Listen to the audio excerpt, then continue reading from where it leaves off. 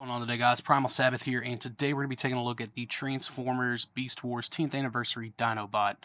Now, this is going to be kind of a surprise here in the middle of the Beast Machines videos. It's just one that I kind of wanted to take a look at, uh, especially since it suffers from the deadly GPS syndrome.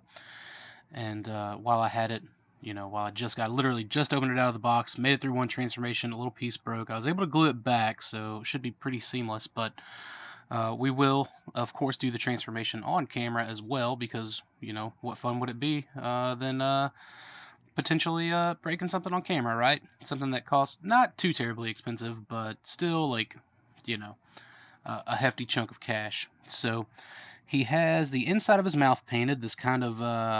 Actually, yeah, I think that is painted. I don't think that's molded. The same kind of like weird sort of brownish greenish color as this. This is a little loose. This one's a little tight. I think it's because I was kind of working that around. I'm sure there's a. Uh, I think that might be it, but no, I think there's a hairline fracture in there because all of this is gold plastic, or at least swirled plastic. So maybe thought they had it handled, but they really didn't. The color layout is very, very strange, and I've only got one comparison here for this video, and that is for the Telemocha, which isn't necessarily accurate either. The Telemocha is like a weird hybrid between the catalog Dinobot and kind of, I guess, just a real Velociraptor from, or I guess not real, but from like Jurassic Park and stuff like that. So that's kind of what he's got going on. Where this one does have the stripes, but the Telemocha didn't have the paint on the inside of the mouth, which is interesting. And they did blue eyes, which is really weird. There's some blue in some very strange spots. You got some like weird uh, puke green going on. I don't know. The color layout wasn't the greatest. This is the last Dinobot I really needed. I mean, there's the Fox Kids Dinobot out there, but still not gonna get that. But it seems like these two share a lot of the same colors. I think the Fox Kids and the 10th anniversary. I have loosened screws. I've loosened this screw and this screw from transforming it the first time, and I've also loosened the screws there. You can see right there and right there, just to a little safety precaution. But other than that, the colors are all wrong, and it's a nightmare. But hey, there's a little maximal symbol. But anyways, let's remove that. This could be like, I recommend posing his arms and hands before you do anything with that, but whatever. Okay. Let's see, what can we do here? This is wanting to be a little stiff. There we go. Alright, that's no big deal, and I don't think there's even any stress marks or whatever. Any fracture marks is what it would really be. I don't think it'd be stress. I think like at this point it's just straight up fracture marks. Like, I don't know if I'll be able to show it off, but let's go ahead and bend these little fingers down ever so slightly. You can probably sort of see it. Let's see. Let's see if you can zoom in and focus. Right there, right above my nail, little fracture mark, and then again, uh, there's one right in there too. So once you kind of get them over that initial little bump, it's fine. There's nothing that they gotta kind of like stress over. But there's that. Okay. The legs and the general like torso area should all be fine. It's just all this other stuff. You can see some more of that blue paint. Like, that's the blue paint that makes sense, but like, that's the blue paint that doesn't. So anyways, all right, so we're just gonna apply proper leverage. Like, you don't want to, oh, where did it come off from? I know it came off from somewhere. Where did it come from? All right, that's probably,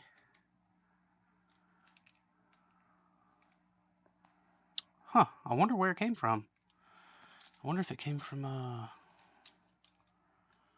oh, yep, there it is. Okay, that's why it was loose. So right there, again, we'll glue it back on and hope for the best. All right, so watch your stress areas. And then we'll do that. We'll rotate that. And there we go. Alright, we can still just kind of fold that up.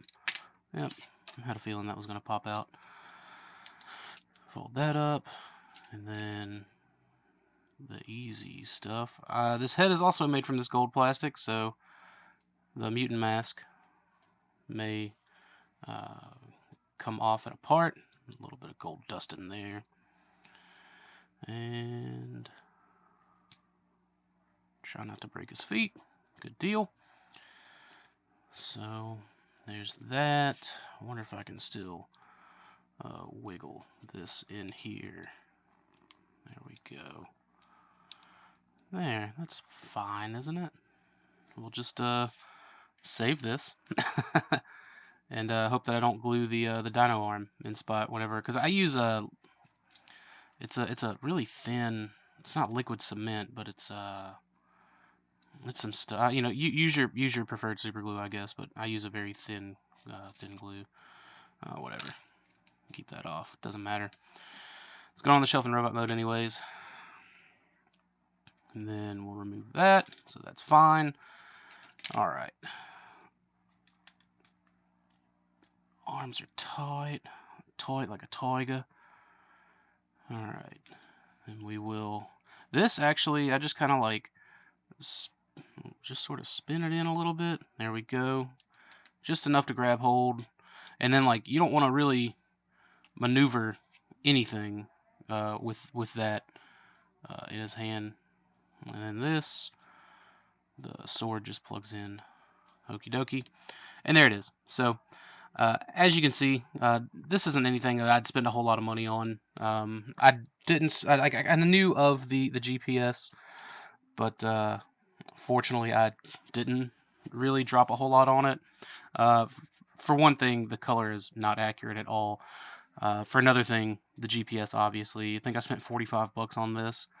They don't really pop up too much, but this one was like still sealed in the box and hadn't, been taken out yet. So I kind of hoped and prayed, but of course, it was just one of those things, really. But if you can get it to the one transformation, the piece that broke on me, I don't know if anyone follows me on Twitter, was going to be right here. But like I said, I was able to glue it back in pretty seamlessly on that piece. So there is that. But the more you kind of handle it, the more it's going to break. But anyways, since I did the beast mode comparison, there is the robot mode comparison with the Telemocha. Like, honestly, save your money up and get the Telemocha. Like, that's it should kind of be a given. I think even before all the GPS issues were a problem. But he's just so much more accurate, and you don't have to worry about the GPS. Also, you'll notice he's holding his sword regularly and not like a fencing sword, I guess.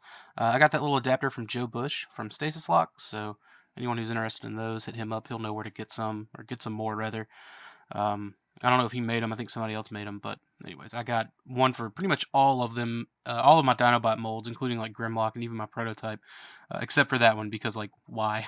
It's like he's like this one's gonna be kind of like back shelf material anyways. But anyways, I guess something I do kind of have near. We want to do another one. There's the Japanese Dinobot. So anyways, he's got the issues, and a lot of them are from just the age, the 10 years. The plastic has become brittle, so they have not fixed any gold plastic or any swirled plastic, which is a shame. But because I know that Telemocha one's expensive, but to be fair, the more of these that break and the more that are out there unbroken, or even I guess repaired, if I can assume I can do the same to mine. It's gonna be tricky, but what can you do? What can you do? So I'm kind of glad it did break because I was able to at least show how fragile it really is on camera. But make the choice for yourself. Not very accurate and breaks and roughly $50 or more, or go ahead and just shell out whatever. I think I paid like 80 bucks for this, but I'm sure he's 200 again. Wait for a good deal on the Telemocha Dinobot. So, anyways, that's it. Hope you guys enjoyed this. Hope it was a little informative for anyone who may be on the fence trying to make that decision. And until the next video, I will see you guys later.